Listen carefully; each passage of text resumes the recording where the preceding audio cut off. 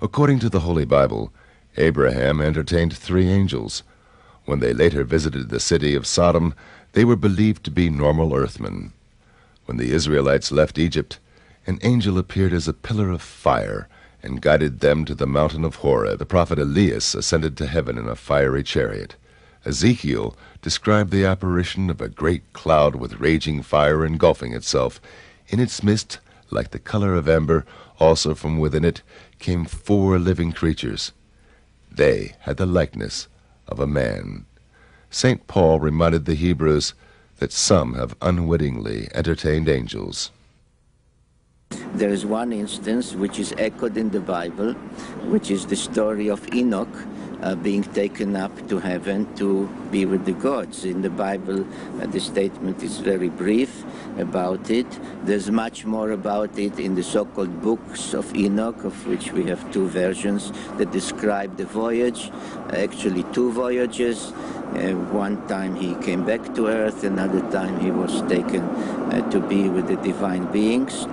And this is really a version of a Sumerian tale, in this particular case of a person called Enme-Duran-Ki, which is a title given to him after the abduction or visitation, which means the master of the bond between heaven and earth. And it specifically says that, among other things, he was taught the secrets of mathematics, the secrets of the calendar, and the secrets of the movements of the planets. It is said about Imhotep, the inventor of the hieroglyphs and architect of the first pyramid of Egypt, that he was a student of the Watchers who came down to earth in their celestial boats. Further references to these cosmic messengers are offered in the Vedas, the sacred scriptures of ancient India, which belong to the oldest written records in the history of mankind. According to the Vedic literature, there are many different types of human-like beings living within the universe, and they're all descended from an original common ancestor. According to the Vedic writings, there has been communication between human beings and other types of human-like beings throughout the universe for thousands and thousands of years. This used to be, in fact, more common than it is now. According to the Vedic literature, we're now in a period called the Kali Yuga, in which communication between humans and higher forms of life is somewhat curtailed. So actually the idea is that this communication was much more extensive in the distant past. Why did these contacts take place? Well, there's the ultimate question of purpose boils down to the question of what is the ultimate purpose of life? Why did this universe come into being in the first place? The basic concept that you have in the Vedic literature, starting in the middle basically of the explanation, is that you have living beings who have spirit souls. The soul is the essence of the being, who are in a state of ignorance. These living beings are situated in bodies made of the material elements. And because of these material bodies, they don't understand the true nature of the self. So there's an evolutionary process whereby, through experience in the material world, in different material bodies, one can gradually elevate one's consciousness. So life on Earth also is a school, so to speak, in which living beings take bodies of human form on the Earth to undergo certain experiences which in due course will elevate their consciousness. So the purpose of communication from higher beings in the universe is to aid in this process, to give people instructions which will ultimately enable them to attain to a higher platform of consciousness. So the idea is that on the Earth, people are basically living in a state of ignorance, but from time to time, beings from the higher systems within the universe will come down to the Earth and transmit spiritual knowledge to the people here on the Earth. So in this way you have different religions developing. Of course, that's a very complex process because once knowledge is transmitted to this earth, then people begin to do things with that knowledge. And so you can have the development of different religious creeds and so on and so forth. In 1952, Lord Desmond Leslie, a celebrated fighter pilot of World War II, nephew of Sir Winston Churchill and scion of the oldest Irish nobility, wrote the first book about these obvious parallels between modern-day UFO sightings and descriptions in those ancient Indo-Vedic writings. I was in a friend's library, and we were waiting. There was nothing to do, so I just suddenly saw this book. Or rather, it seemed to jump out of the shelf at me.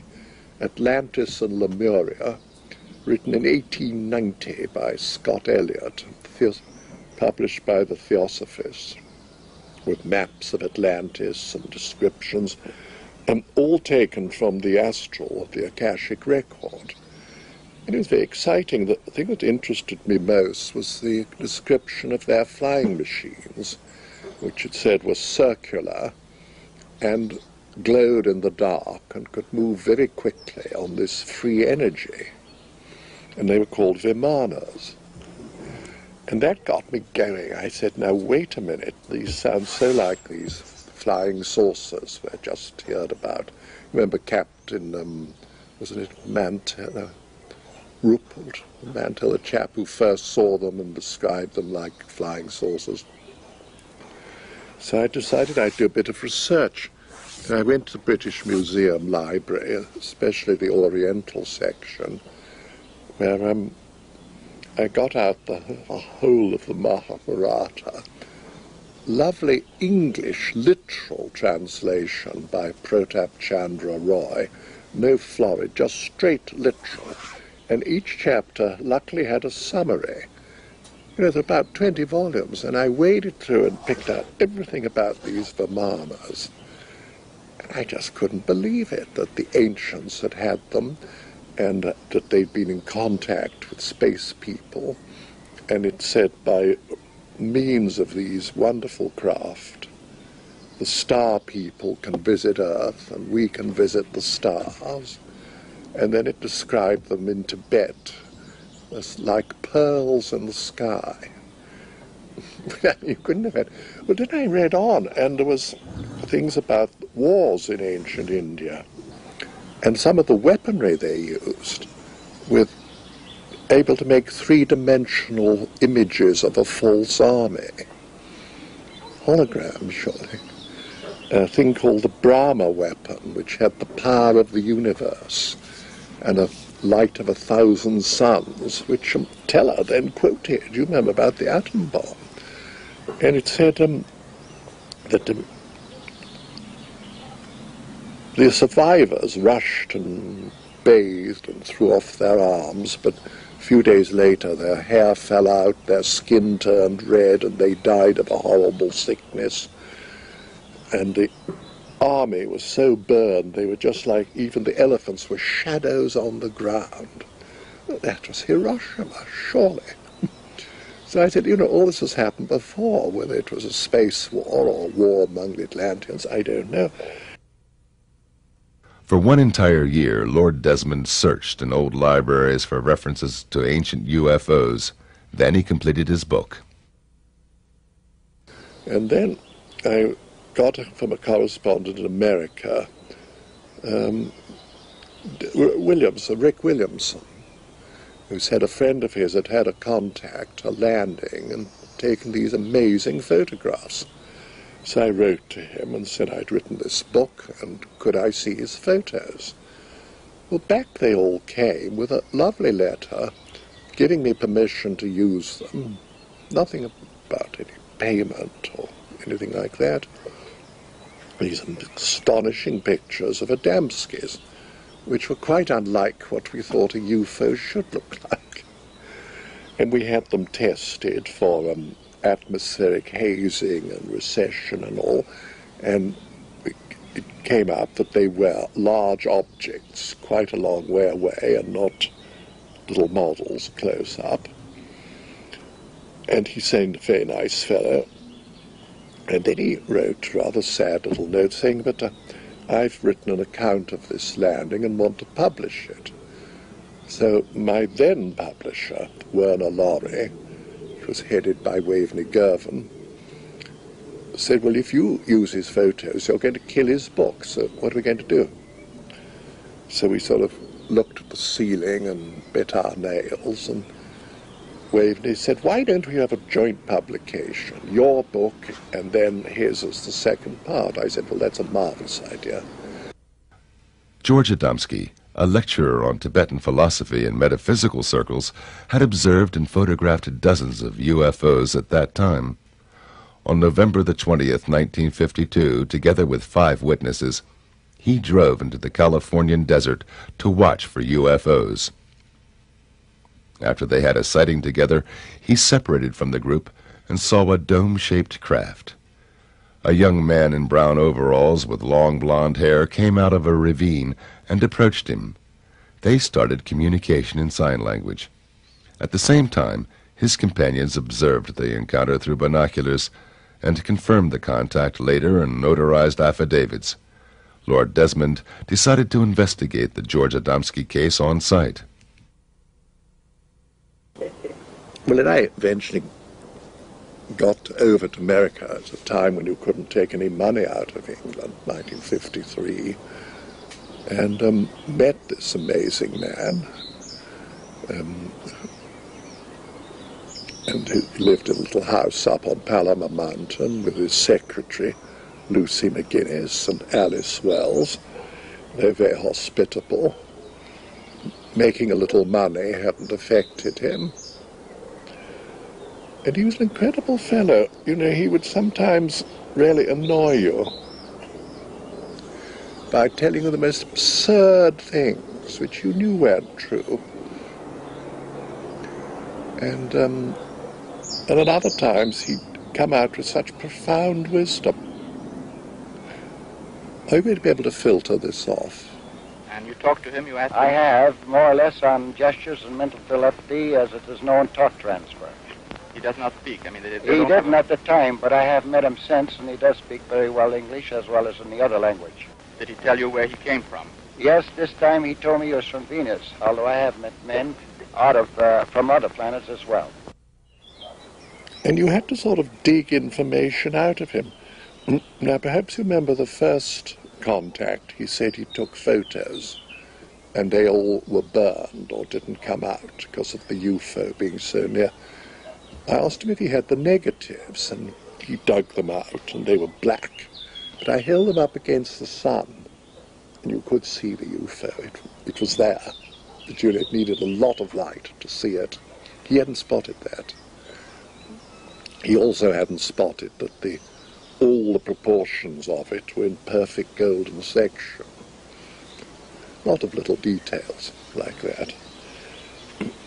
Now, I asked the 2 ladies, Lucy and Alice. They said yes, they'd seen him talking to the spaceman, and they'd seen this flash as the UFO took off. And they also earlier, as he described, saw the big mothership. And that was chased away by a lot of American planes. You know, it just took off and went off. 4 years later, the U.S. Air Force project, Blue Book, officially confirmed that indeed one of their pilots chased a UFO on November the 20th, 1952 over Desert Center, California, precisely where Adamski met the spaceman. And the other thing that worried me was the footprint of the Venusian in the sand, because it was all sort of gravel, that desert. So he directed me so I could find the place. And I read the book, and it said the visitor kept rubbing his foot into the ground. And I did that, and under the gravel was beautiful sand, and I left a perfect imprint of my own feet. So that was true. Later, Adamski claimed he was contacted by extraterrestrials who are living among us unrecognized. They invited him to fly with them into space. Aboard a huge cigar-shaped mothership, he had the opportunity to take a look into outer space and onto the moon. He wrote a second book about these experiences, Inside the Spaceships. then he described to me a thing, mind you, this was 1953, 54, how he saw these fireflies in space out of the UFO window, which then, 1969, the first moon trip, you know, Glenn sees these fireflies in space, exactly like Adamski. He told me there were 3 asteroid belts. Well, I believe they found a second one somewhere beyond Neptune. And he said there's another beyond Pluto. We wait and see. And he told me how when he was on the big mothership, they had this amazing, amazing movie. I've never seen anything like it. All the images, there was no screen and everything happened all around you. Well, that was a hologram. But you never had seen a hologram. They hadn't been invented. I believe if you read this published material, you will find the descriptions of the firefly effect that was years before John Glenn reported it in 1961. The description that there are more than 9 planets in the solar system, actually 12, and we have acknowledged 11 so far.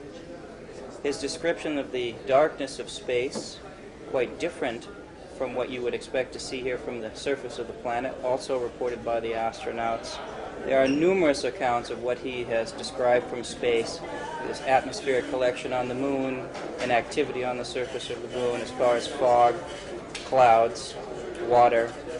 All these things were reported by George Adamski already in the 50s, way before we had a space program. And I believe that stands for itself. People can always criticize, but I've yet to see any substantial, tangible evidence that anybody's ever come up with. Indeed, official NASA photographs show clouds and water on the moon, although these are impossible according to science. These photos were presented by the Danish NATO exchange officer, Major Hans C. Petersen, in a lecture in Washington, D.C. in 1995. Whether I like it or not, I have to say that science is not telling the truth.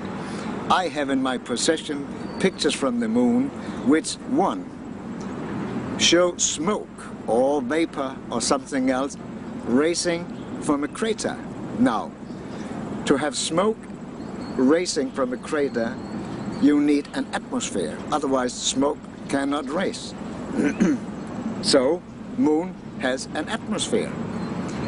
Some advanced scientists today agree and say that the moon have an atmosphere 65% or 64% of Earth's atmosphere. Well, then it can also hold water. In one of my pictures from the moon, which I have got from NASA, you see water on the moon in an artificial water reservoir. On the next picture, which is taken by Michael Collins on his second trip around the moon, where he photographed exactly the same area, probably because he also had seen this water reservoir. The water reservoir was gone, meaning that it was camouflaged, so that we could not prove that there was any water on the moon. On another picture from the moon, we see 2 tunnels very clearly, not just a hole in the cliffs, but a nicely square, artificial made hole into. And right in front of this tunnel, in the side, left side of the tunnel, there's a huge, thick pole or obelisk, or what you would call it, which is clearly artificial. And many, many, many other things. We see objects moving and leaving tracks behind.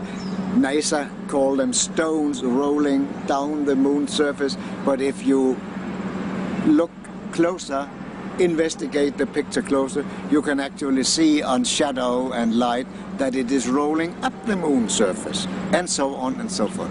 So we know definitely that science is not telling the truth about our moon. So that the world today is actually living on one big lie about their own lives. Because the governments don't tell the truth. They know about the visiting space people. We have got a wrong story about our planets, about our moon. So our science is built on wrong teachings, and so on and so forth. But where do the space people come from? From Mars and Venus, Adamski claimed. Impossible according to science, but still, Introductory Space Sciences, a textbook of the United States Air Force Academy, claims it is possible that UFOs originate from, quote, the planets in our own solar system. It furthermore confirms that one of 4 observed groups of extraterrestrials, quote, appear to be essentially the same as Earthmen, and that contacts, quote, may have already taken place secretly. Do they have bases on our neighboring planets? We don't know. Lord Desmond Leslie has another explanation. Now, I told him at the time, I said, but surely your Venusians were etheric people and materialize because Venus is probably very hot. And he said, they were no goddamn spooks. I said, no, nor was resurrected Christ. He was fully materialized, but I'm not talking. No, he wouldn't listen to that. He didn't want to confuse the issue. I think that was it. He just didn't want to confuse. Because I'm also certain that some of his trips were taken astrally, which, as St. Paul says, is so real you can't tell the difference. St. Paul says, whether I was in the body or out of the body, I know not. I think the most important thing I learned from George Adamski is that we on Earth are not all that unique in the universe. The universe is populated with persons like ourselves, people at various stages of development. There are billions and billions of planets, around billions and billions of suns, billions and billions of galaxies. We don't know any end to the universe. But George Adamski told me that it is reasonable to believe that there are people like ourselves on other planets. Now, if we think the conditions are inimical to human life on other planets, as for instance Venus, what do we know about higher dimensionality? So George revealed to me that there are vibrations above the vibrations that we are familiar with, the vibrations which permit tangibility, the matter of touch. I would compare it, and he compared it, as to the vibrations in light. We have a spectrum, for instance, ultraviolet on one side, infrared on the other, where the vibrations which we are familiar with in the center. There's also a spectrum of tangibility in the atom itself, and this is true all over the universe.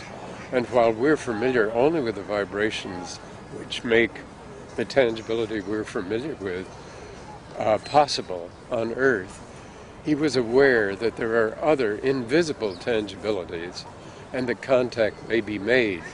This ties in with the whole religious history of angels, for instance, from other places, of demonic creatures from other places. The universe is so much more complex than we had any idea of. He revealed to me this type of a universe. Adamski's books were published worldwide, and shortly afterwards he established a global network of friends on all continents. One of them was Major Hans Petersen of the Danish Air Force, who, after UFO observations on radar and conversations with American colleagues, became convinced that Earth is indeed visited by extraterrestrials. He organized a lecture for Adamski in Copenhagen and became convinced of the reality of his contacts. He was planning a world trip, and he asked me to organize the Europe part of it. And at that time he came to my country. Now, at the day of his arrival, my son, Lars, and I went to the local airport to meet him. And since I knew the airport well, we went to a point where we could overlook the whole airfield. And it was rather low weather. When the aircraft came out of the clouds, we saw that a flying saucer was just 20 or 30 meters behind it. And as soon as the aircraft was fully clear and ready to land, it went back up into the clouds. When I, 10 minutes later, met George, I said, there was a flying saucer following your aircraft for landing. He said, oh yes, the boys always follow me. And this he proved later on his trip through Europe. and we arranged a hotel for him in the outskirts at a small town which had a harbor. And we knew that nobody could disturb him because nobody would know that he would be staying there. When they came late afternoon or mid-afternoon and checked in, the receptionist said that there had been a young man calling for him. Everybody wondered, but George, he just smiled. Now he said, I would like to rest a little bit so you can come and pick me up again at 6 o'clock for this round trip.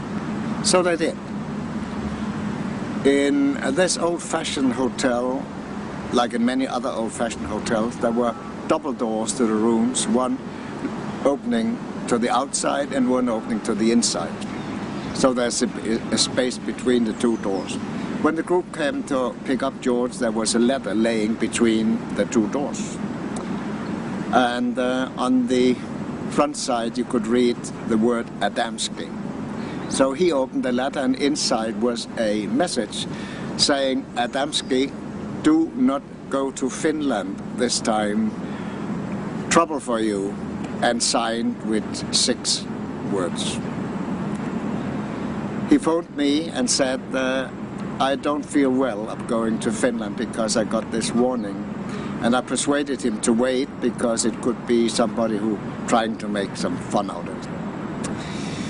Next morning early he called me again and he said, I met a spaceman this morning, a man from Venus, and he handed me a small parcel which he asked me to develop to the Pope in Rome.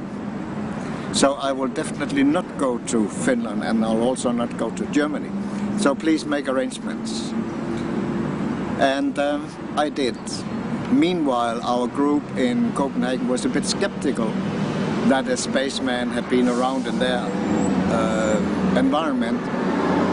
So they went to the harbor where there was an old fisherman who used to fish very early in the morning, and they found him and asked him if he had been fishing this morning, and he said yes, he had.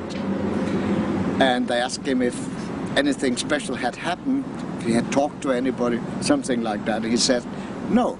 Oh yes, he said, I talked to a funny American guy, but then there was a young man calling for him, so he left and I saw they were talking together. He came to London.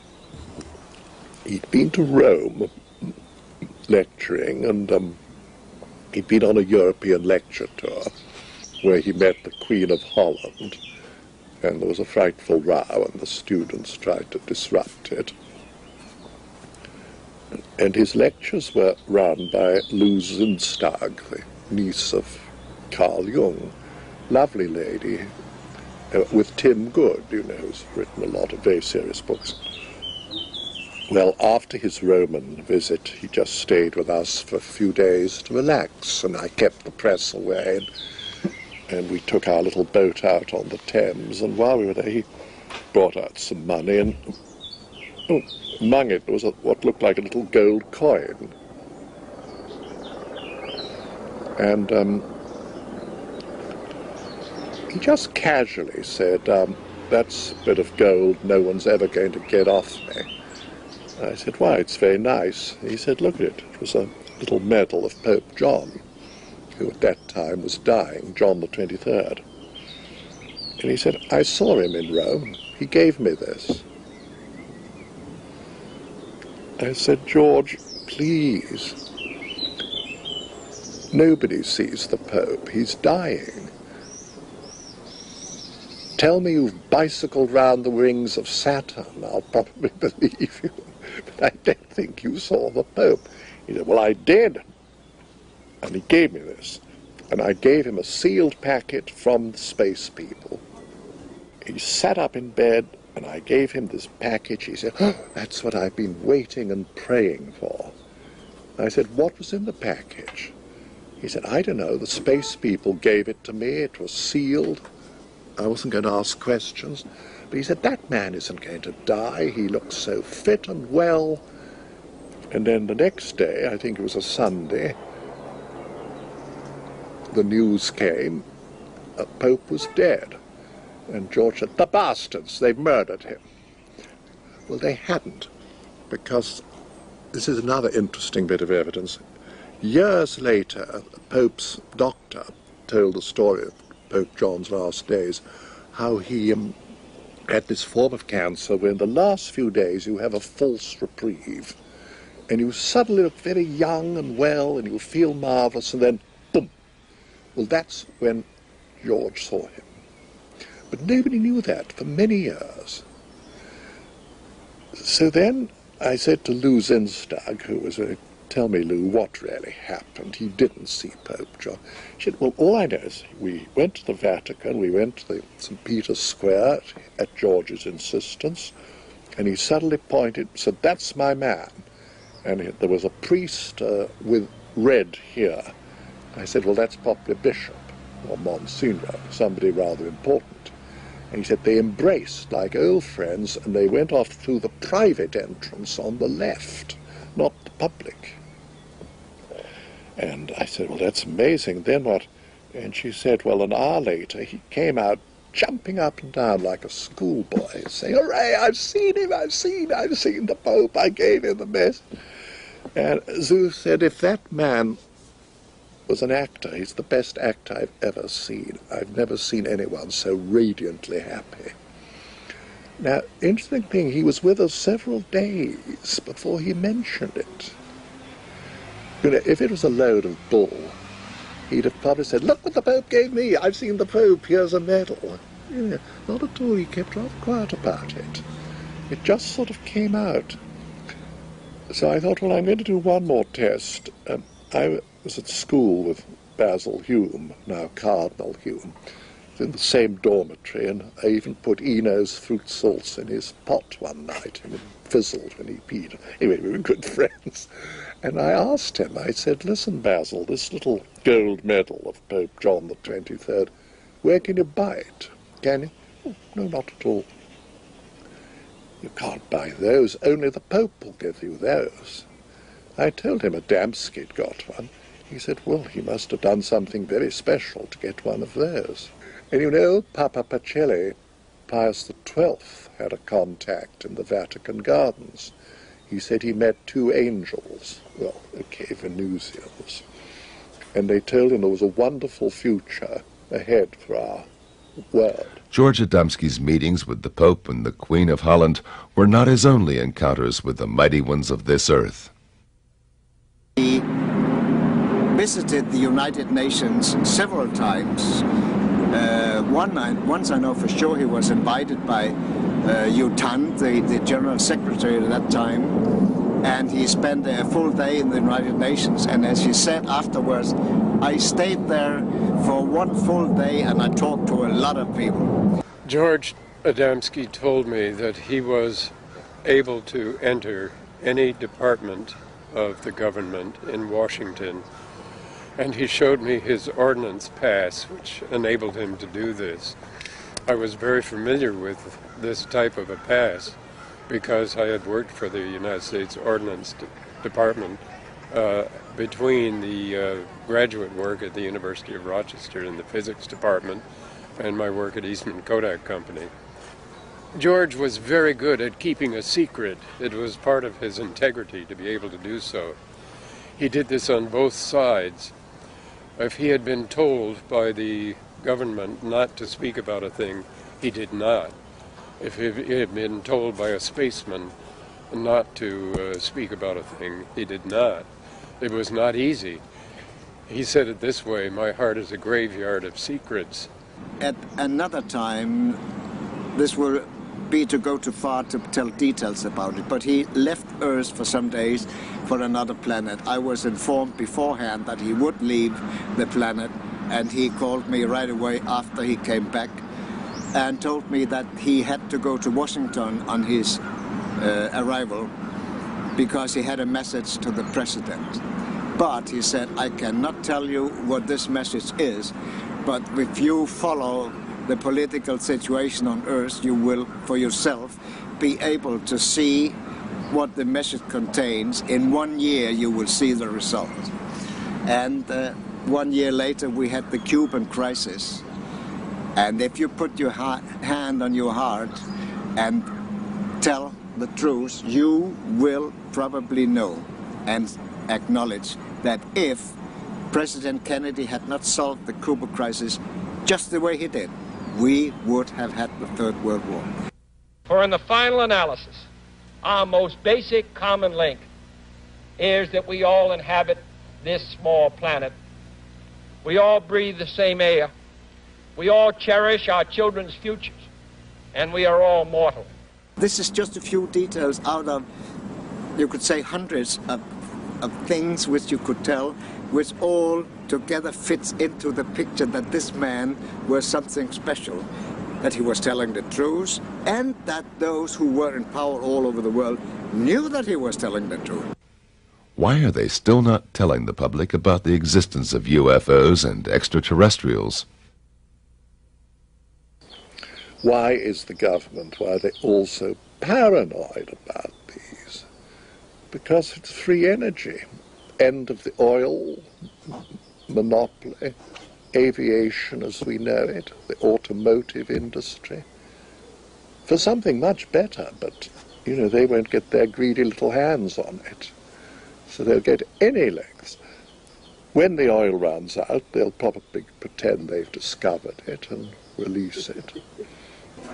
We have a great deal to lose, both politically and economically, by the type of acknowledging that the fact that they're here.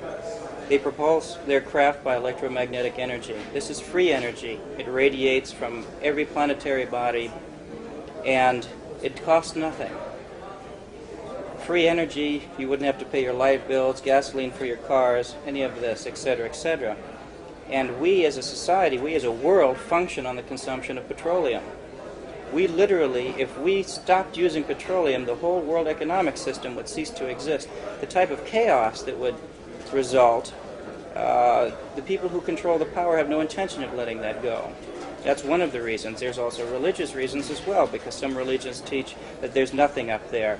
And when they have to start acknowledging the fact that life is a universal manifestation, then we have to rethink some of the statements we have. And we're very rigid in our minds. We don't want to acknowledge anything different or change. I think you can see that in the political climate here in the United States today. Glenn Steckling, a U.S. airline pilot, controls the heritage of the UFO contactee today. The son of German immigrants, became a witness of UFO sightings and encounters in his childhood, as did many others in Adamski's vicinity. My experiences with George Adamski began in 1963 when my parents and I met him and later spent time with him both in Madeline Rotifer's house in Silver Springs, Maryland, and also he spent time with us in our house in Alexandria, Virginia.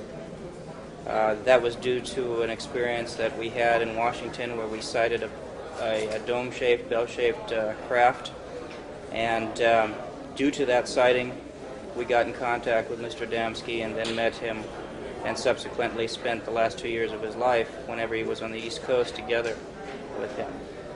I spent a number of times with G.A. George Adamski in Madeline's house when my parents and Mrs. Rotifer would go out and arrange lecture tours and engagements in the Washington area.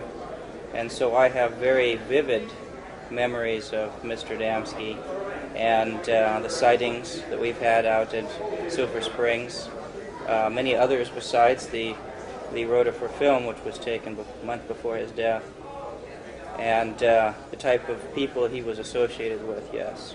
When we moved to Denver, Colorado, we contacted Mr. Adamski after having read the book Inside the Spaceship and asked him, we were about to move to Washington, D.C., and if he would come and lecture in the area because Bud would very much like to have him there. He immediately wrote us back and he said, funny, there's a lady in Washington, D.C. who asked me the same thing, so please get in contact with her.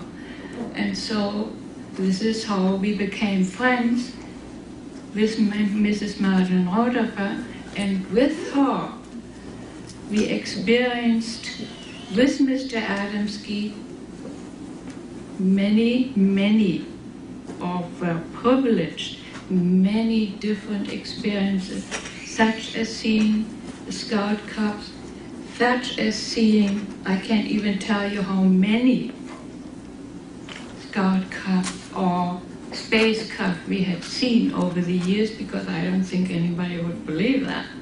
And then he went out to see that there was a Scout Cup very close to his window, because the very same thing happened to my husband and me some several years ago, shortly before he passed away.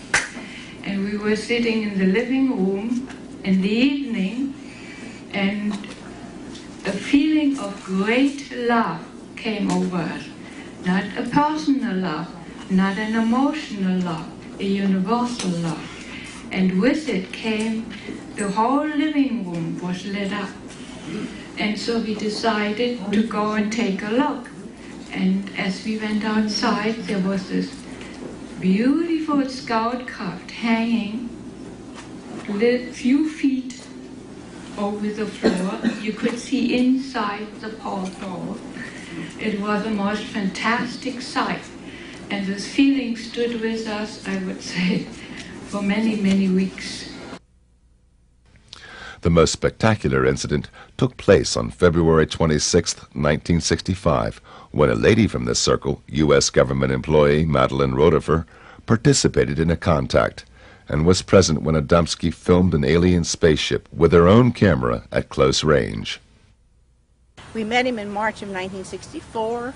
I arranged a lecture at the Civic Center about 10 miles away at Rockville. And we became friends. I knew him only 1 year and 1 month, the last year of his life.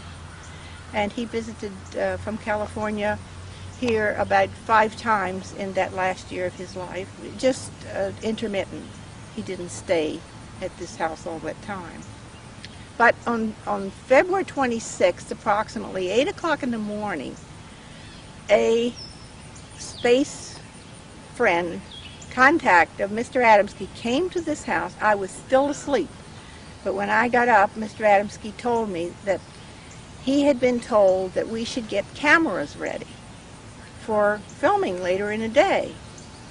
And of course I had never seen one so close before, or I didn't expect that they were going to come hovering that close in my yard. I would have rented a Polaroid or prepared with more cameras, but Mr. Adamski actually helped me put film in the little 8mm Bell and Howell movie camera.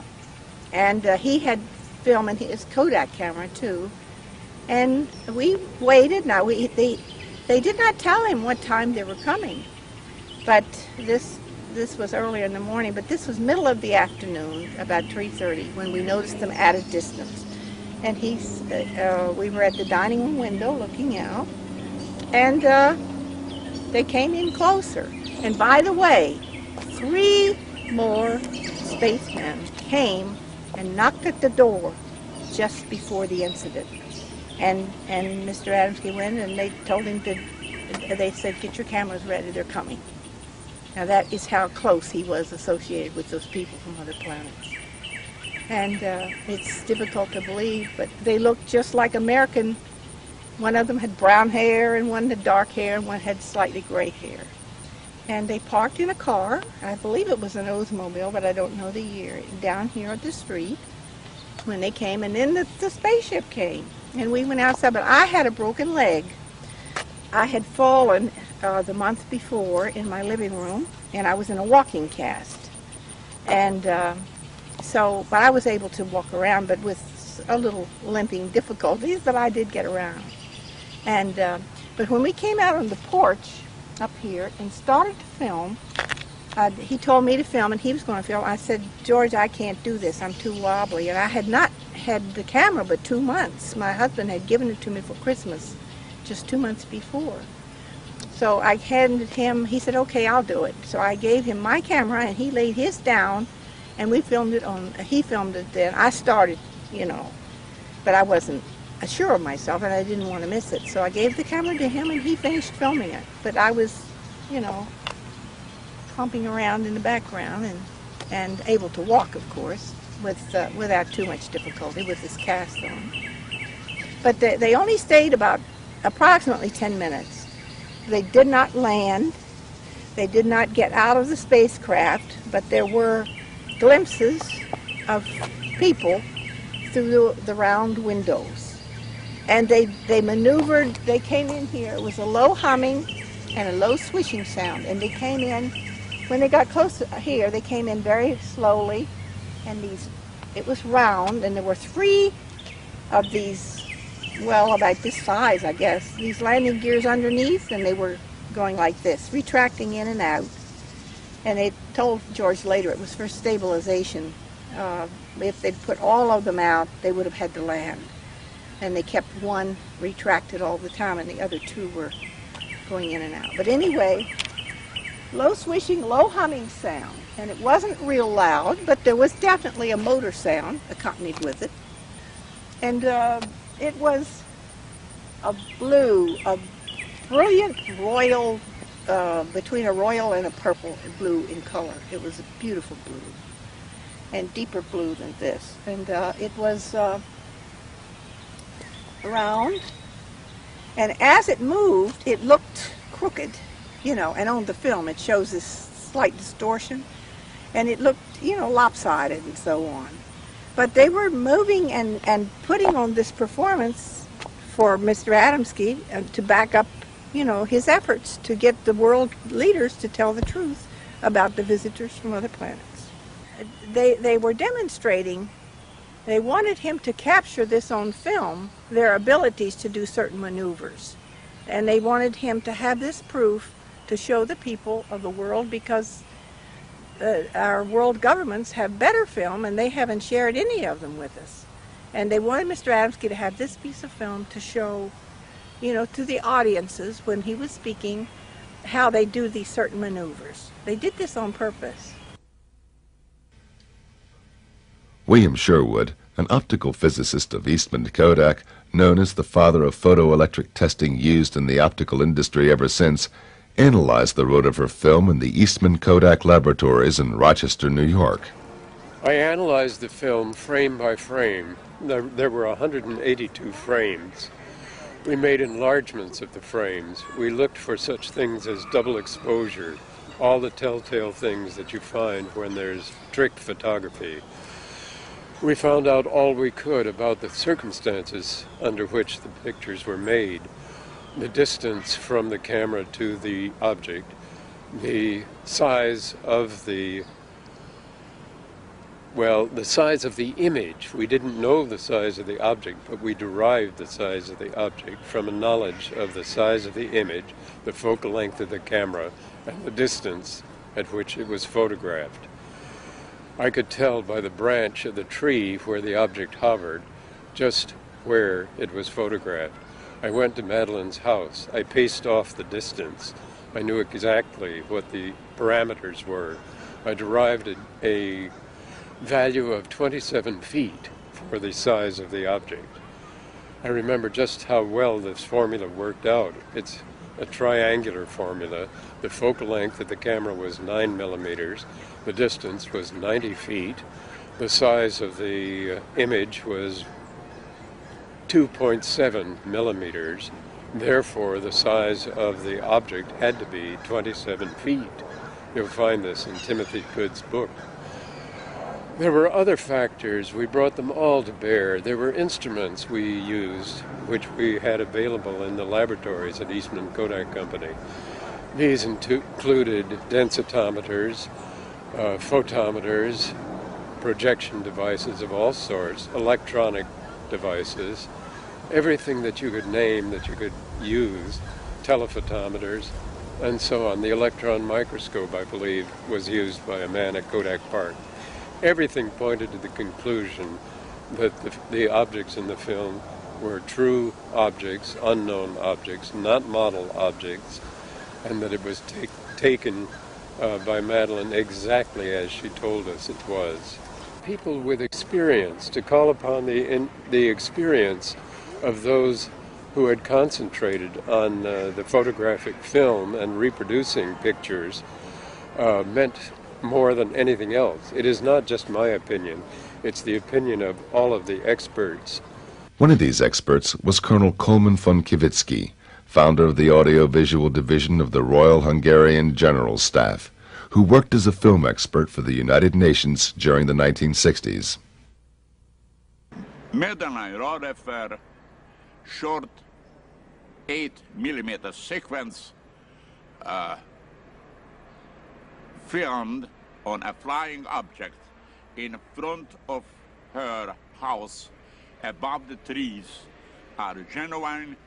I was personally on the location and I verified the distance where the UFOs were flying and all the necessary environmental circumstances which excluded any kind of faking this movie film sequence. Madeline Rodefer was a medical secretary or a nurse at the United States Government Air Force. Madeline Rodefer presented a movie film at the Air Force. I think so that was the Project Blue Book. When that would be fake, I don't believe that an employee of the government would show a fake movie film to the really high authorities of the United States Air Force and the Project Blue Book, where are real professional people, you know, and expert on the motion picture film and especially on the amateur film. Bob Oechsler, a robotics engineer and former mission specialist of the NASA Goddard Space Flight Center in Greenbelt, Maryland, is also convinced of the Rodefer film's authenticity.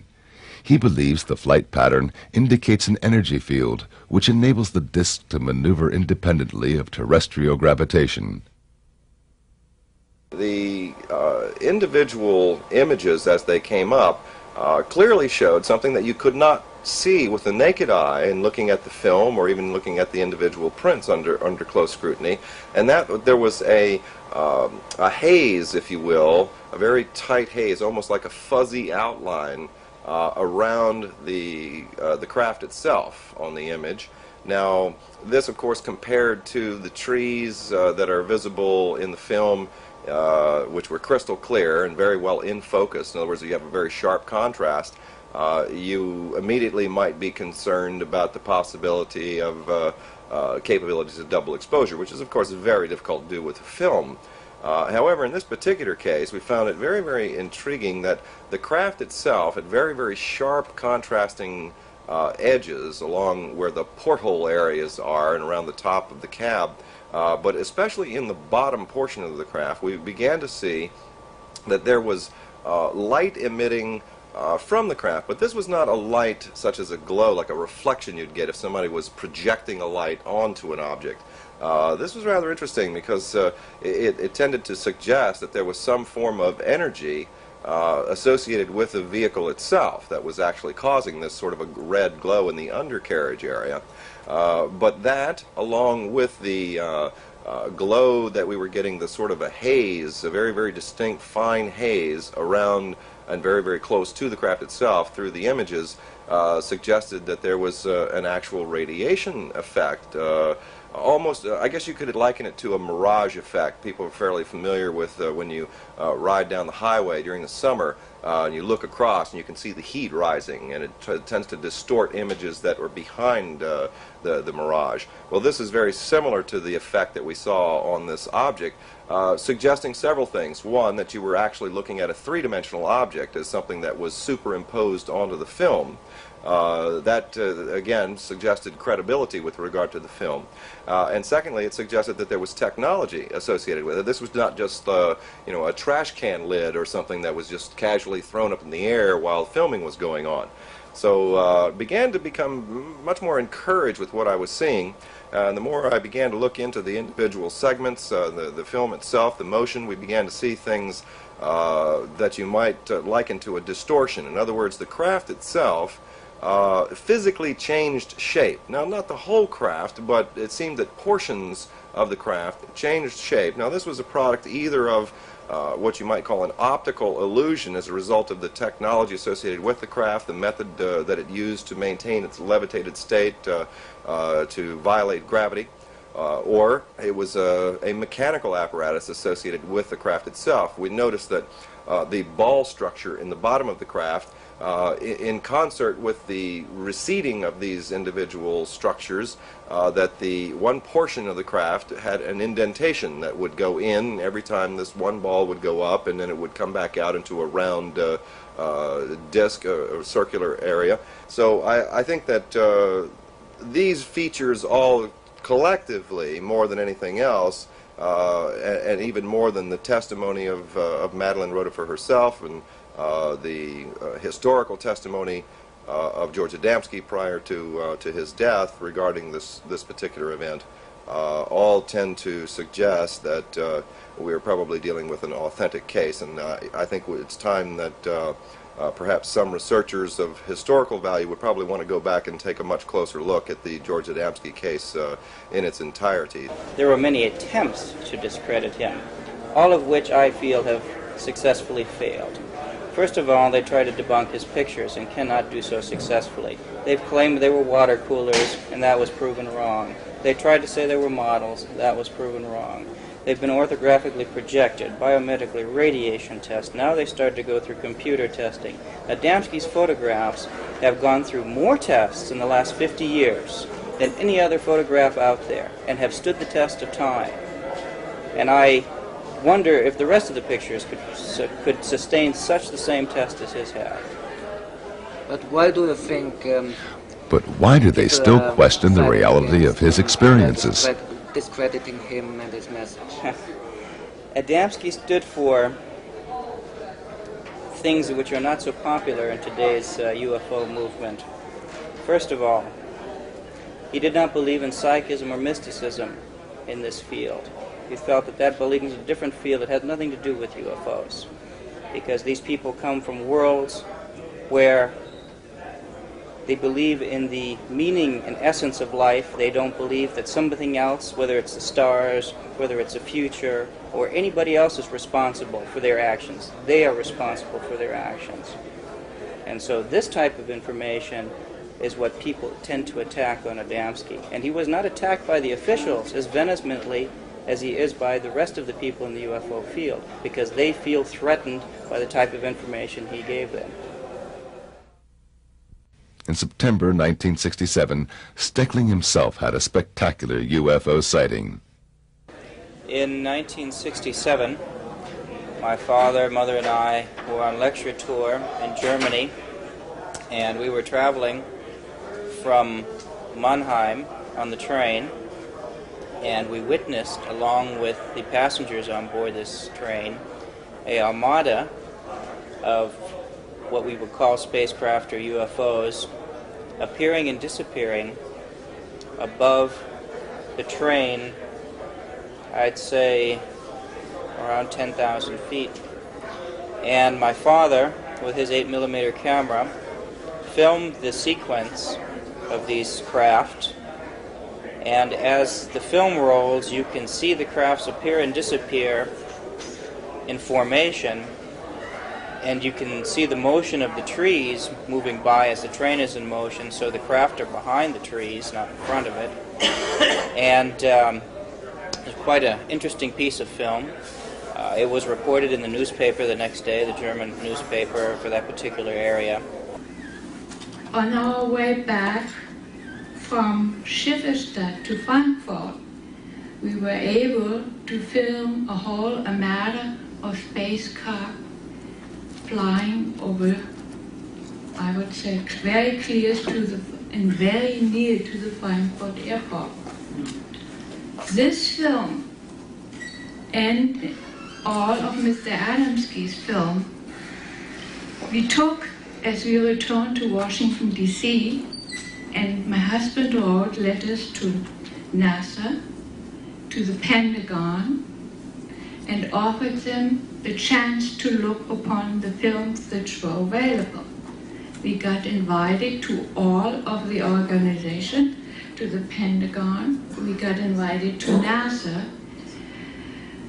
And during the conversation that we held with NASA, we had 22 scientists present. And none of these scientists ridiculed what we had. In fact, they were not even interested in the Scoutcraft because they told us the size of it, how they fly, and with what they fly. These are some of the films George Adamski took by himself. He shot this one in Mexico. A cigar-shaped craft hovers over the street. Adamski took this film through the portal of a spaceship. It shows a white disk in Earth orbit. In another film from Mexico, a luminous telemeter disk moves in front of a bush. Behind the bushes, we recognize the dome of a landed scout ship. That he was telling the truth was very easy for me because I got confirmation through sightings I had on my own. George had a lot of sightings, and he told us how small reconnaissance objects, not bigger than a tennis ball, looked. He told us that there were some even larger. He told us there was reconnaissance object with a crew, normally 3 normal-looking people and 2 robots. He told us there was big motherships who carried the flying saucers into the atmosphere before they released them. He told us about objects, underwater objects which could fly in space or dive. And he told us that they could dive into the water without any sign of disturbances on the water. Even if the water was completely still, it was diving just like on a trick film in a movie with behind a mirror or something like that.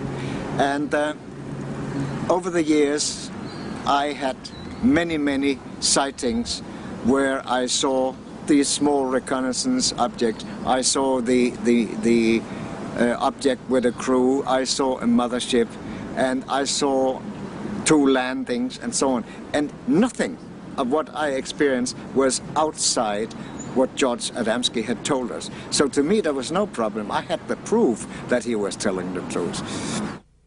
Adamski-type spaceships were observed and photographed all over the world. They have appeared over Japan and Mexico, South America and England, and in many other countries. In August of 1991, one witness was able to film a landed dome-shaped craft near Carp in Ontario, Canada. The small reconnaissance probes were photographed in Denmark and the U.S. from close range.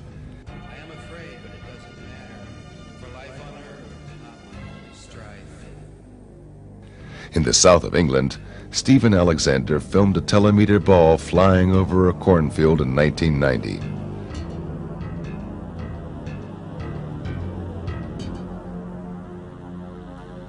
This spectacular footage was shot in June 1973 during one of the first flights of the Concorde. The luminous small object surrounds the supersonic plane and hovers for seconds in front of its engines. Cigar-shaped motherships were seen in similar frequency. This film was taken over Rhode Island in 1967.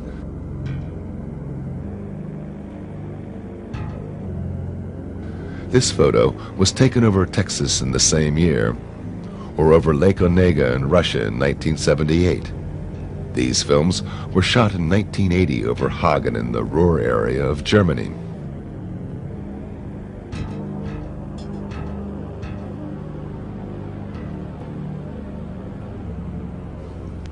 This official film with the Russian Space Agency was taken in June of 1992 by cosmonauts of the Mir space station.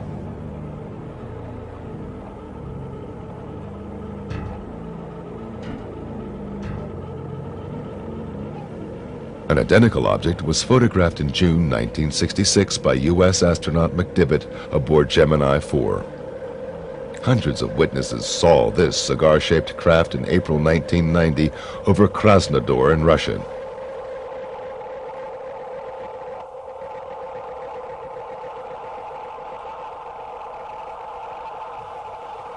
this film was taken in July 1995 in Mexico near the Popocatépetl volcano. And this cigar-shaped craft was filmed by Tim Edwards of Salinas, Colorado in September 1995. Experts who analyzed the footage came to the conclusion that the object is more than half a mile long. The mothership is surrounded by small, luminous craft. Another case from the year 1954 was even investigated by the British royal family. About 2 years after Adamski, a UFO like his landed up in the Lake District, the Cumberland, Lancashire, so up there on the side of Lake Coniston. And two small boys, Stephen Derbyshire and his cousin, took a little photograph, 2 photos of it. And in the second photo it was moving and it was distorted, just the way, you know, a golf club appears to be curved. They used to think it was bent. It wasn't. It's the movement of the film. And we compared them on orthographic projection to Adamski's, and they matched perfectly. So Prince Philip actually wanted to see them, and they were sent. I arranged it through the Queen's Secretary, Sir Boy Browning, who was a very nice man, and husband of Daphne du Maurier, who wrote Rebecca, and a great war hero. and they were taken, but the deal was no press, no inkling. And the press begged me. They even said, look, just nod and we'll give you £1,000. Well, I mean, today I suppose some arsehole would have sold the whole story, but, you know, in those days a deal was a deal. So they met him and they told their story. Finally, Lord Desmond encountered a spaceman by himself when Adamski visited England. He was going to lecture in Bath, and again he was staying with us. This was an earlier visit, not the one with the Pope, it was earlier. So I took him to Paddington Station, and the sequence of events is quite interesting. It was a very grey, dull, dark day, okay? A porter took his bags. I said, get this gentleman a first-class seat. Yes, sir. So we went. So the porter chose the seat, not us. We went into this first-class carriage, with one other man sitting in it, with this marvellous silver-gold hair, beautiful blue suit, and dark Polaroids. Why wear dark Polaroids, you know, on such a dark day? Apparently they don't like our light. And he radiated, I don't know what, he just had such an aura that I was almost knocked over. And he then took off his glasses and smiled at us as much as say, hello, I brought you here.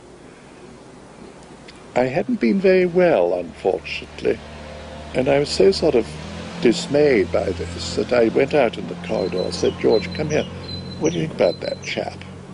He said, I don't know. I said, well, I think he could be. I mean, there's something very odd about him. This orange skin, dark glasses. Anyway, I'm just making it up. So then the whistle blew and the train went. Well, I wish I'd stayed aboard, because they'd no sooner got talking than he revealed himself at the secret handshake. And he said he was working as a scientist in England, pretending to be one. At that time is 1963, when he was here, he had told us that there were quite some living in Europe, and he said there were 15 living in the Scandinavian area. And some stayed for a longer time, some stayed for shorter times. They came and they went and so on and so forth. Now, in the later years, we have found out that they are rather active in the Swedish area. And 2 days ago I had a lecture in a society inside the United Nations called SEAT. And a week before I left, the space people working in Sweden sent me a elementary message to give to the United Nations and to the world leaders via one of the contactees in Sweden. So they are around, they are active, but in many, many cases, people don't know that they are there because, as I said before, they look just like we do.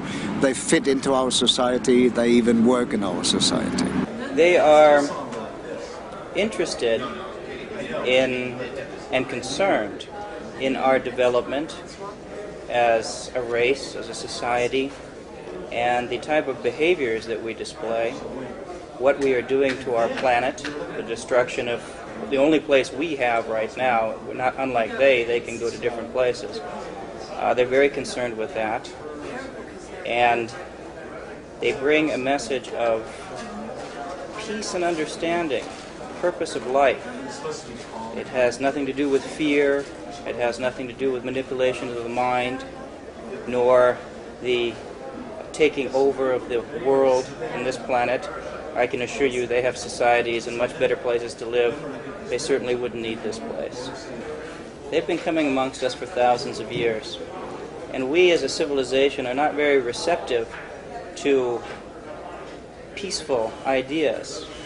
We tend to be very aggressive, whether we burn people at the stakes, or whether we discredit them for their ideas, or blatantly shoot and execute people. I would be very hesitant. I would be very cautious coming to this world because we're not very stable.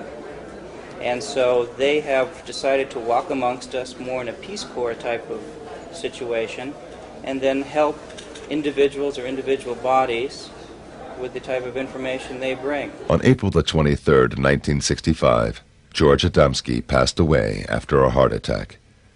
He was buried in the Arlington National Cemetery in Washington, D.C., close to the grave of President John F. Kennedy. But in the hearts of his friends and followers, he is unforgotten to this day. They are convinced he was not just an ordinary person, but a man with a mission.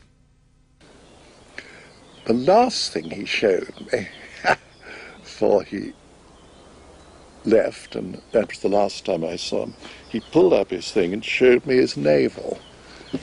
He didn't have one. He had a starburst incised in his belly, the depth of my finger, cut into the flesh, deep, deep, deep channels. I said, how the hell did you get that? He said, I don't know, I was born with it, I've always had it. I said, well, who are you, George? He said, well, I don't know, but you see, I cannot remember anything before I was 4 years old, when my parents, who were Polish immigrants, came to America. And they told me, while they were waiting on the docks for the ship, with a little boy, 4, George Adamski, a mysterious man just came up and took him away. A few minutes later, brought him back again. But he was a different child. George was a person who was always receptive to this type of thought and the type of message that they brought. He already spoke of it in the 30s. He had a number of sightings already before the telescopic shots that he took in the late 40s. And why not George? You can say that of anyone. Why him and not the next one? And then why not the next one and not him? It was him, and I'm sure that they examined him by looking at his thinking and his reactions, and if he would be a good person to bring this forward. He was genuine. You could feel truth and genuine friendship. He was friendly, and he was not an actor of any kind, he just wasn't. He was sincere and honest, and you could feel the honesty and the warmth from him. And he was enthusiastic and very happy about this film, because this would help to silence some of the critics. And he was very happy about the film, and he definitely and he had a sense of humor. He definitely had a sense of humor. Otherwise, he wouldn't have been able to withstood all that barrage of questions from some people for hours and hours on end, and sometimes they got a little argumentative too. But he definitely said, no, none of this. He said, I'm telling you the facts, and I'm sharing them with you, and he says it's up to you to believe it or not, but he said it is important that the people of Earth know that these people are here, and they've been coming for hundreds and thousands of years, but now, because we're about to go into space, that's what they told him, and also that we're having difficulty with atmosphere here on Earth because of pollution that would continually get worse. And remember, this was 1965, and it has occurred too. We have many problems, as you all know, with thick and thicker pollution. George Adamski was not the only contactee. Shortly after he went public, others followed and claimed that they had similar experiences. Some of them were charlatans and cultists who spread messages of salvation and tried to deceive the gullible with cheap fake films or discredited the true contactees. But others had genuine experiences. The American rocket technician Daniel Fry claimed he witnessed a UFO landing near the White Sands Proving Grounds in New Mexico. He was invited aboard and received a message for mankind.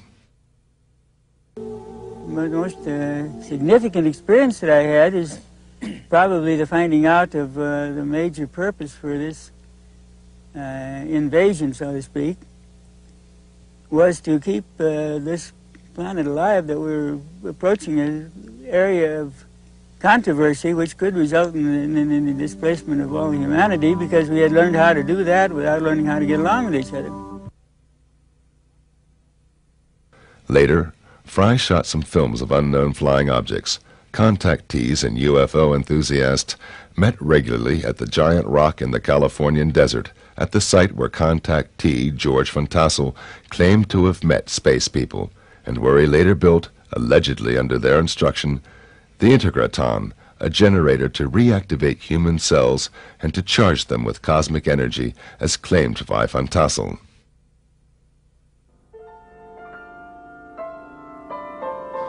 One of the early contactees who spoke regularly on the giant rock conventions was Howard Menger. Menger presented what many UFO enthusiasts had long waited for: physical evidence and a message of deepness and beauty.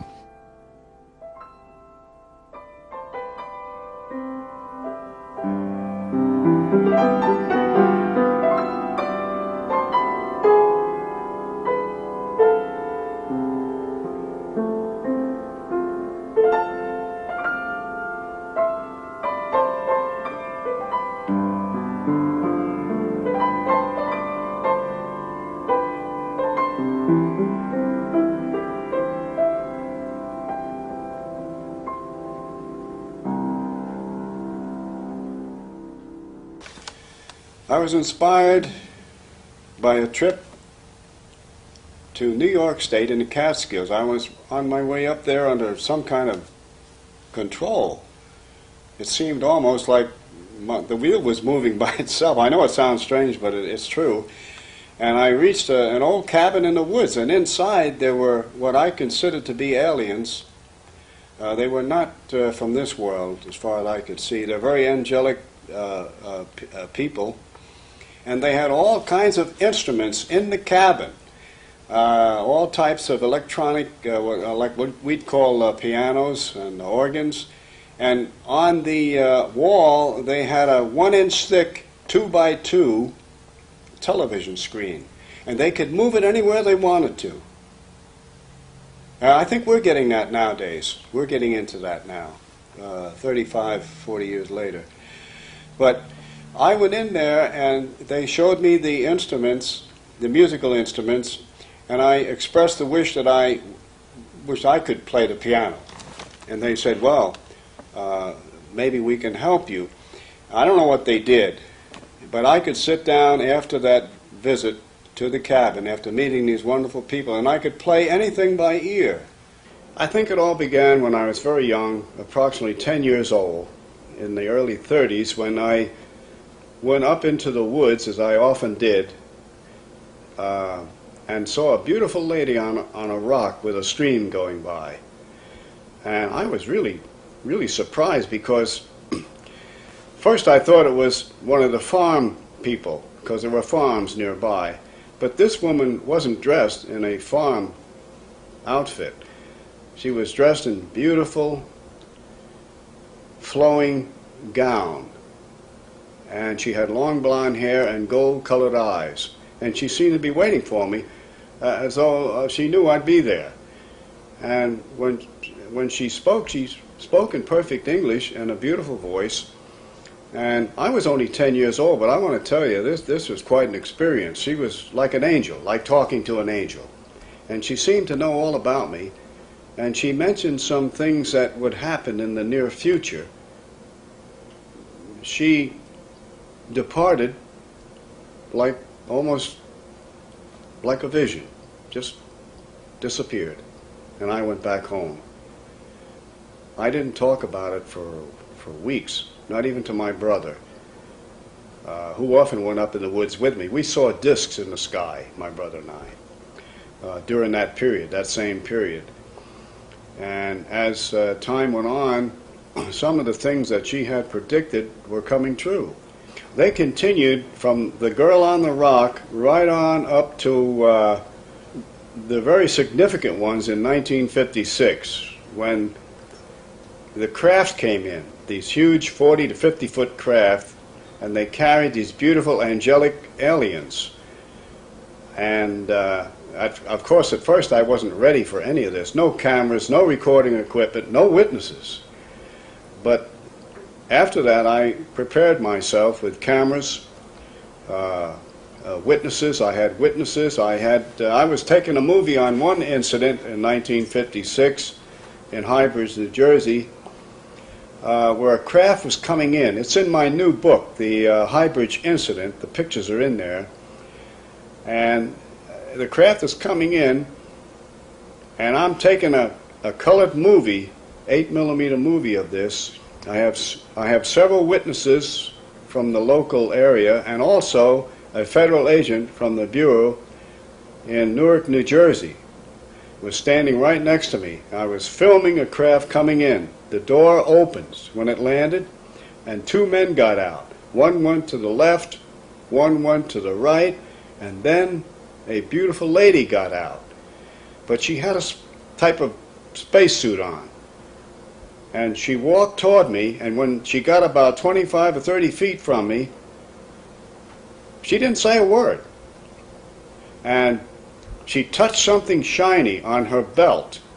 And that shiny thing got bigger and bigger and bigger, and finally enveloped her whole body to where I could see her body as a light form. And then it disappeared. And I was really surprised. I yelled back at the craft. I said, "Where did she go? Where is she?" And they yelled back in perfect Oxford English, "She's here with us in the ship." So evidently their technology has taken them into some type of teleportation, which we haven't approached that yet. Our scientists have not approached that yet, that I know of. And so evidently they have mastered time, motion, and energy in some way. Shortly after that, the two men went in the craft, the door closed, and it silently rose and left the area. I only have parts of it and slides I made from the original.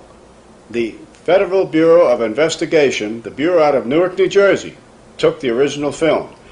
As you know, there is a definite government cover-up for three reasons: political, religious, and scientific, and for national security. Indeed, Menger had hundreds of eyewitnesses at that time. Psychiatrist Dr. Berthold Schwartz spoke with about 40 of them and became convinced that Menger's contacts were real experiences. Well, living in northern New Jersey, where I practiced medicine for many years, I used to hear years ago on the radio Howard Menger on the Long John Neville show. And I was quite interested, to put it mildly. How could someone make these statements and make all these claims and these other things going on. Then, of course, reading about it in the papers. And my patients would ask questions, people across the board, straight Americans. So one thing led to another, and then by fortuitous luck or whatever, coincidence, I met different people that were closely associated with Howard, leading citizens, not just average Joes, good, solid Americans. And they had quite a story to tell me. So the ball of yarn started to unroll, and I became more and more involved in who this man is, where he's coming from, how do you explain these things. One man himself was quite a well-known inventor. He knew Howard's family. Another one was a leading reporter for the highest circulation paper in northern New Jersey, who happened to be a classmate of my roommate at Dartmouth College years ago. So I had a contact there. The fellow opened up. He did a whole series of stories, and he said, I don't know this thing, but Howard is truthful. He's telling it as it is. The story never changes. It's the same way. And in that town of Washington, New Jersey, I interviewed this high school principal. At that time, I interviewed a blind lady, but a very refined woman of some note locally. And she told me quite a story with another teacher, a physician. Oh, gosh, you name it. Another fellow lived in the south part where they have all the hunting, and he kept on the moon potatoes that Howard had, so-called, the specimen he picked up wherever he was, out in space, who knows. But these people swore by him. They told some extraordinary stories. What did those eyewitnesses see? What did they describe? Well, I remember once, of course, the craft or whatever they are, the lights in the sky and the landings in the field, the great sociological, psychosocial significance of thousands of people present. And again, through synchronicity or luck, I had this patient whose father happened to be in the state police of New Jersey, so they wouldn't, as a physician, they're usually most courteous to me, occupationally perhaps. I went in and they opened the door and they said, we cannot explain this, we do not understand it, but yes, this is on the level, these strange things happen. And matter of fact, you couldn't shut them up, they had to go on and on. So, quite a story.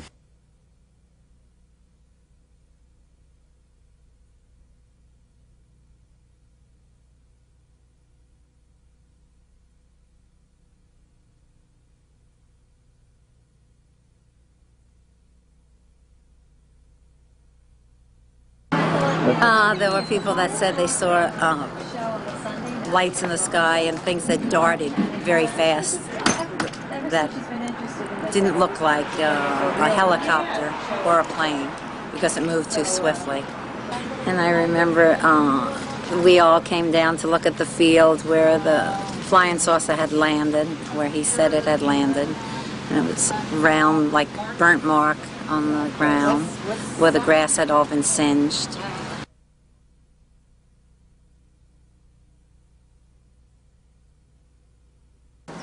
And in the 1950s, a young high school boy came to me and said this man was taking them up in the wood and showing them lights that glowed.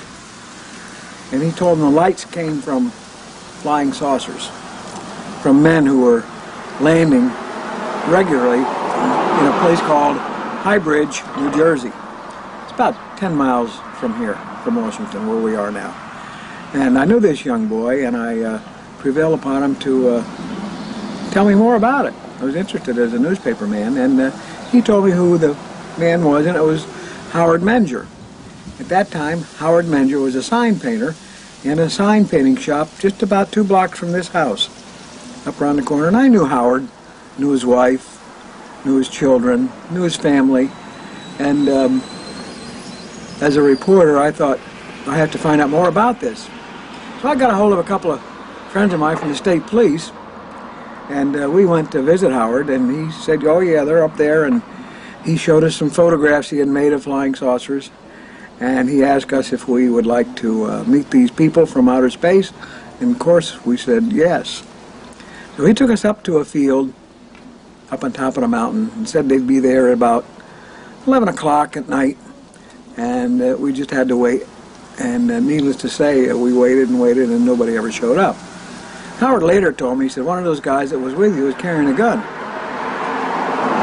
said, Howard, all those guys were carrying guns. They're all state policemen.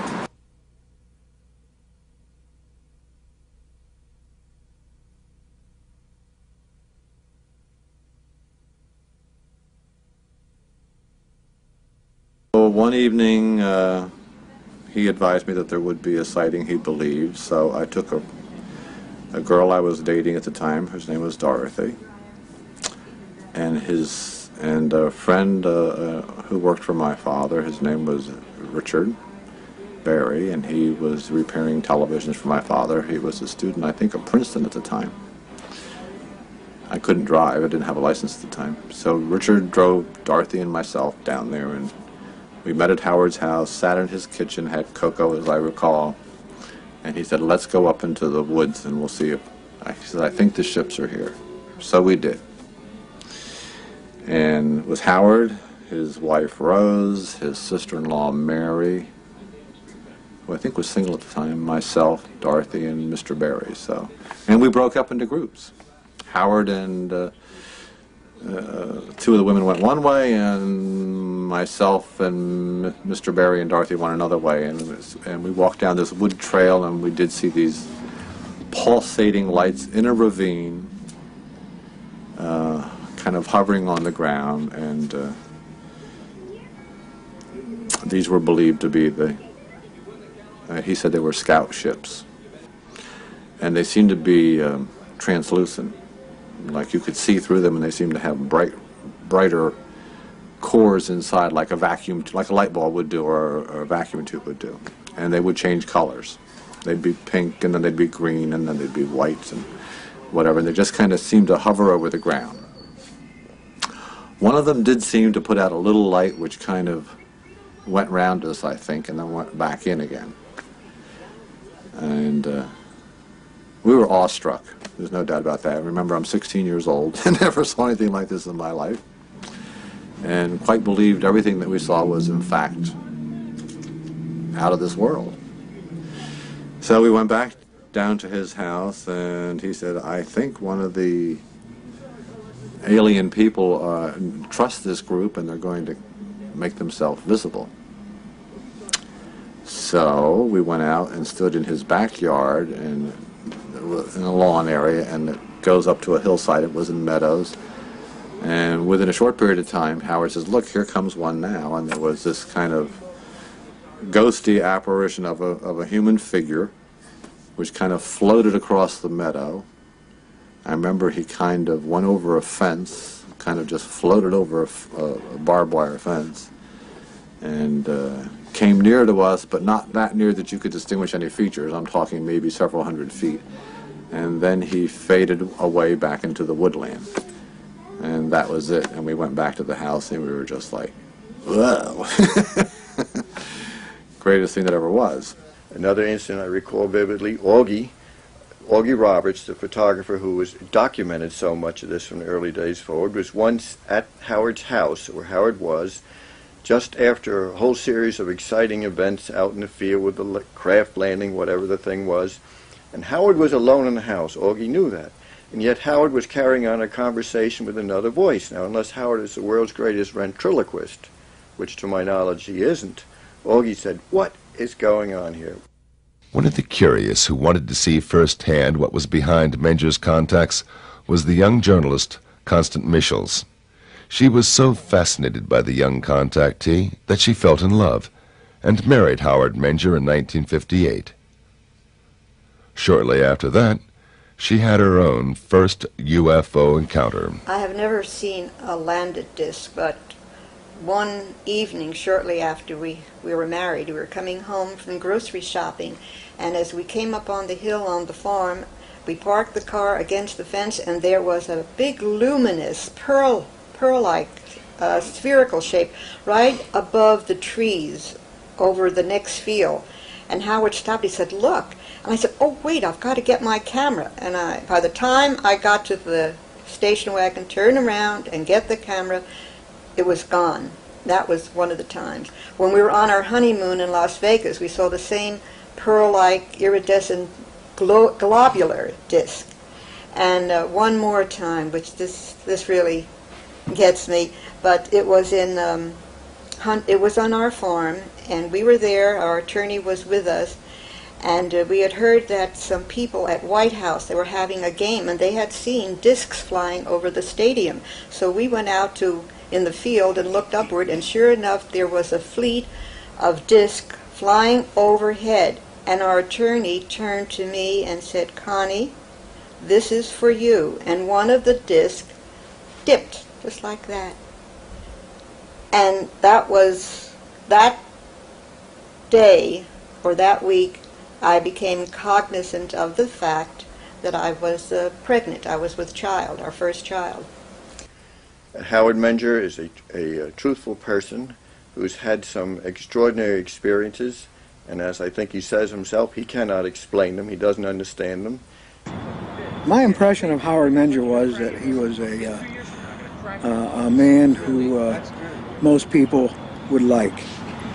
He was quiet, he was calm, he appeared to be a very thoughtful man. He would seldom give out with a fast answer.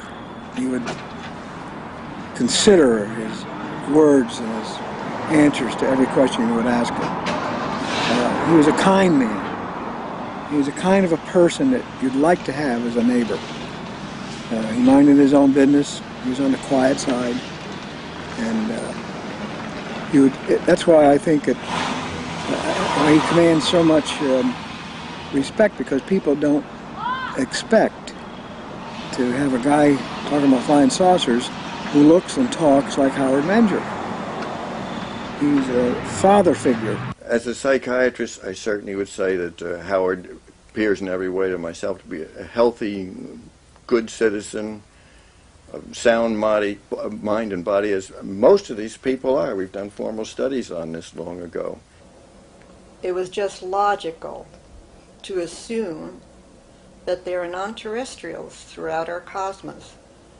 And if they are coming now, as they have come in the past, why could not this young man, who had a good business, who had a family life, who was well known in his community, was well respected, why should he go through all this trouble to get ridiculed and harassed and lose a lot of his business? And for what purpose? It certainly wasn't for money. We lost heavily trying to get this message across.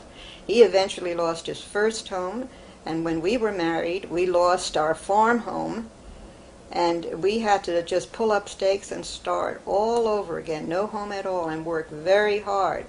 So for all those skeptics out there and debunkers, we get very angry, especially I do, when they say, well, you're doing it for money, or you're trying to sell your book. We have mortgaged our home to publish that book because we didn't want it altered, and we didn't want the photographs to turn up missing again. So we did it ourselves. So this is not a labor of money, it's a labor of love that we have done for 35 to 40 years.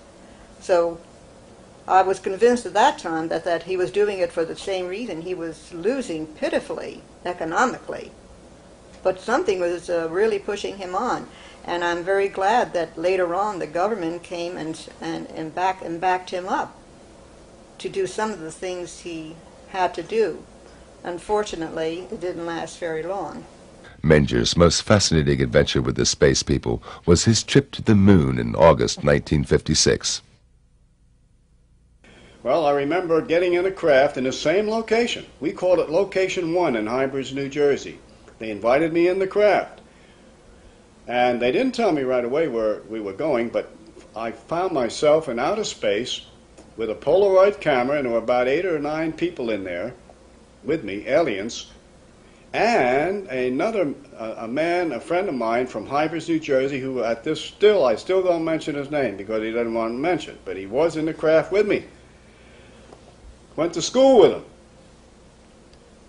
We were up, we could see through the portholes the Earth getting smaller and smaller and smaller. It looked like a blue tennis ball with white clouds over it. Finally, we could see the moon approaching and getting larger and larger through the portholes, and I took pictures of the moon on the other side of the moon, where there's a line between the light and the dark, and there was like a small city there. And our government knows all of this. They know it all, but they're keeping it from the public. Time is very difficult when you're flying in these aircraft. For instance, there's something I did notice on the moon trip. I thought it took 10 days. But when I come back, I didn't have to shave. So that's less than 8 hours. So there's something here in their technology about time. They're time travelers. As far as I know, their technology is so advanced we may never even have left the planet in a craft. We might have gotten in a craft, and through their technology contacted the moon section and put it on a screen, and I thought, who knows? They're so far ahead of us that I really don't know. Any time that he came back from what he called a contact, he seemed to be very elated, very happy and elated, and just bursting with happiness or goodwill. It seemed to affect him that way. The early phase of his contacts with the extraterrestrial visitors inspired Menger to develop theories about electromagnetism and gravitation, and to experiment with exotic UFO propulsions on this base. So what happens in my theory is that the electromagnetic field surrounds the disk, cuts off the cosmic particles coming in, so that gravity, which is a push, my theory, is no longer a push in this area because it rises.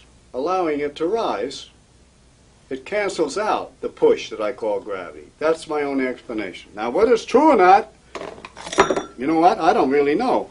But on that theory, I did get a craft off the ground. 1951 was when things really happened, because I built an anti-gravitic electrodynamic propulsion 4-foot radio-controlled craft, which looked like a flying saucer. And I flew it quite a bit around Hybrids, New Jersey. And one time in the afternoon, it got away. My controls, I lost control of it, the radio control. And it went up about 500 feet and then went west. And I was pushing buttons like mad, and it just didn't respond. It got away. And there goes approximately, today's dollars, $60,000. Now, in those days, money, a dollar was a dollar. And it took me 2 or 3 years, a period of that time, to come up saving that kind of money and buying the parts to build a craft like that. But it was successful because 2 weeks later, FBI agents came out of Newark, New Jersey, to my shop in Washington, New Jersey. I had a machine shop and sign shop there. And they said, Howard Menger? I said, yes. They said, well, we want to tell you that your craft crashed, and they showed me the pieces, on the Ohio-Pennsylvania border, which is several hundred miles from Hybrids, New Jersey. So that, and it crashed. I don't know whether it hit a tree or what happened. And they traced me from the parts. I bought these parts in electronic shops and hardware stores on Route 22 in New Jersey, and they went to these stores and traced it down. And they're very good at this, and they came right to my shop and said, stop, don't do it again, keep quiet. You will be visited by some representatives from the Pentagon. They are interested in the propulsion system. So, by the time in the late 50s, they kept coming back and this and that. Now, I didn't put a lot in the book about this because they said not to. But in the 60s, they didn't have a contract, as you spoke of, but they did sponsor me to go to Colorado Springs and actually build, in cooperation with 80 other scientists, engineers, and all types of men who knew what they were doing, build a between 40, 50-foot craft and it flew successfully. And we were shushed up, none of us could talk, and it was a wonderful experience, all paid for by the government. I have a picture of a Mercedes-Benz that the government paid for me to travel back and forth, Colorado Springs and High Bridge, New Jersey. The deal with the government had its price. Menger had to leave the UFO movement completely. Yes, they did silence me. I silenced voluntarily because of national security, which was their biggest reason. And being a patriotic citizen and a veteran of the United States Army intelligence back in World War II, yes, I did keep quiet for security reasons. Because in those days, the Soviet Union was at odds with us. They were our enemies. And they didn't want this technology or any of this out for fear that it would get in the wrong hands and used against us. For a time there, we had to give it up entirely, any contacts with UFOs and Howard was gone so much of the time. He was involved with the government, which it's very difficult for the family. I want to tell you, when you're dealing in intelligence work, it's very difficult for wife and family because your husband can't tell you exactly what he's doing or where he's going or when and if he's coming back. And that's all left up to conjecture, and it gets to be very uncomfortable at times. And however, that was resolved eventually, and Howard decided to give it all up and just devote his time to me and to the children and to his work until such times it would be more appropriate for us to talk about his experiences and our experiences together. But his life, his thinking, still was overshadowed by his experiences with the space people. They even influenced the life of his children, Heidi and Eric. Deeply.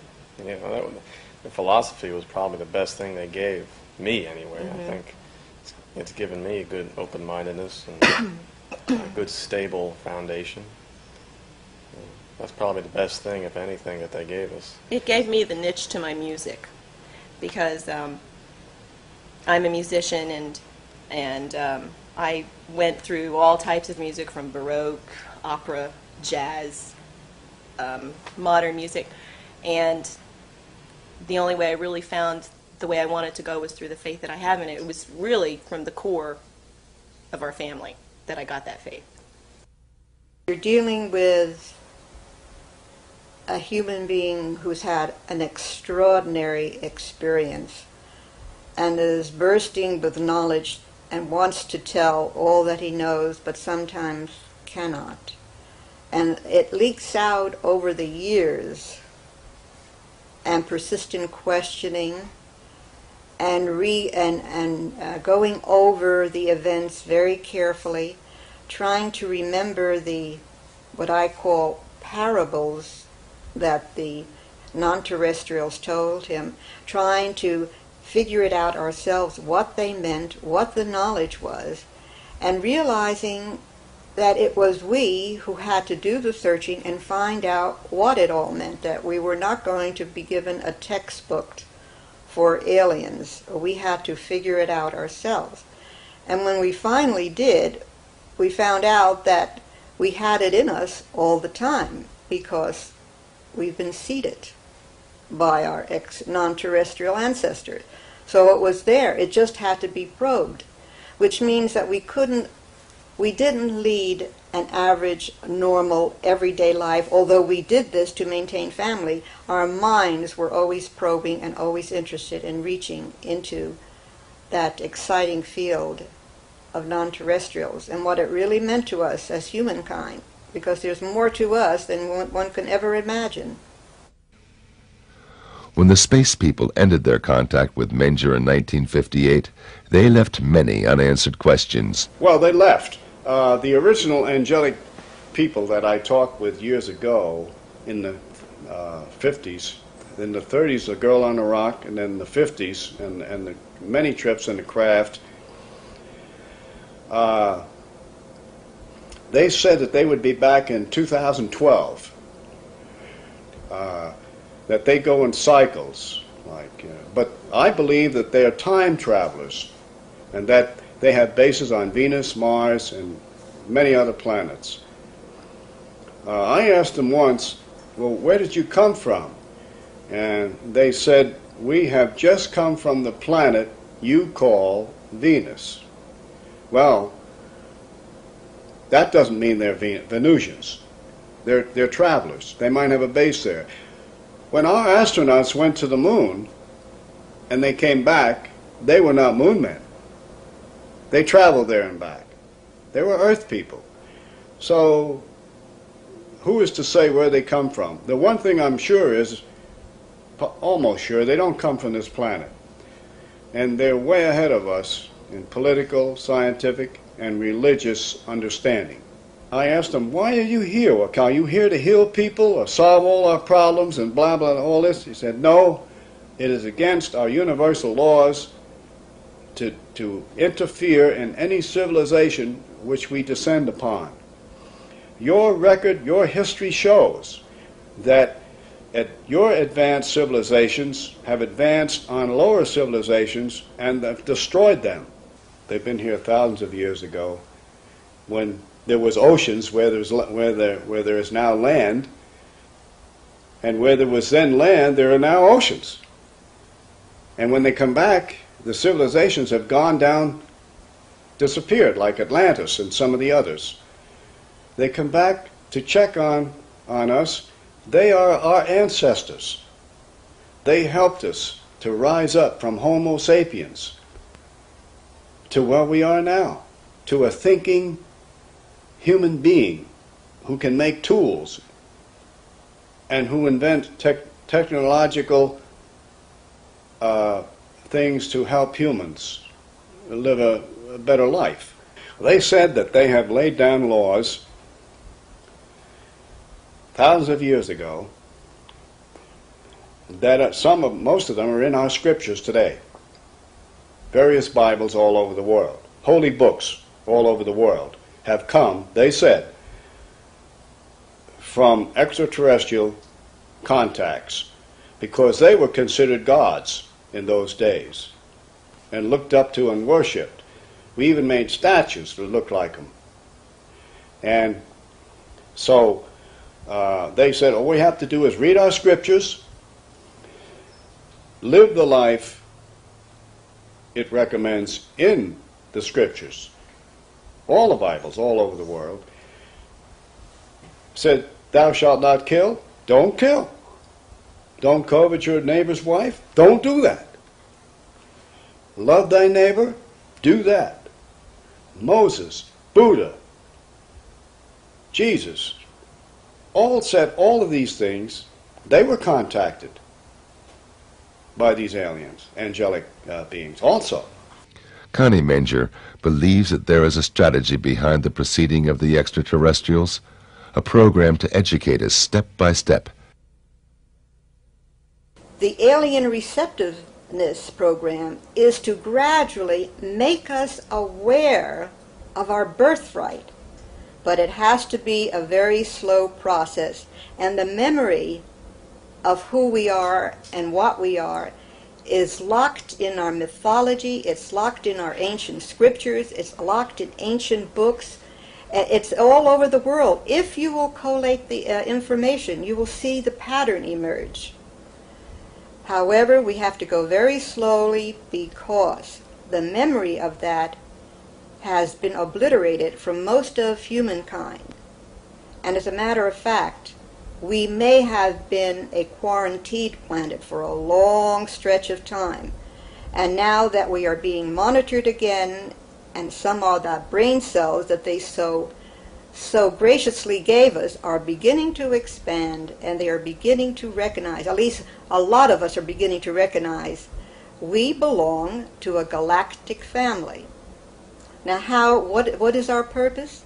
Our purpose is to inform as many people as possible and give some scientific background to that, to show them that there is a possibility that we are not alone and that we come from a very different heritage other than anthropoid. As a matter of fact, we're children of the stars, but we've come through an evolutionary process because that's nature's way of producing better forms for better life expressions. They leak information out either by direct isolated contact cases and or holographic means to get the message out slowly so that the mind has a chance to adjust. There is a mental adjustment that needs to be done, and that needs to be done first on a slow scale, and then as it accelerates it will become worldwide. And that's where the consciousness upliftment comes in, that if once they know that there is others out there, and they're very much like us, and that's why they're sending those entities that look most like us and are probably very close to us biologically, as I said before, because they're our family. And there is another reason. It must be done slow, on a slow process, because a higher culture will always destroy the lower structure. We have infrastructure in our industries, in our governments, in our religions that would fight so fiercely against this thought or against others coming in, because after all, the vested interests have control of this planet and control of the countries and control of the wealth.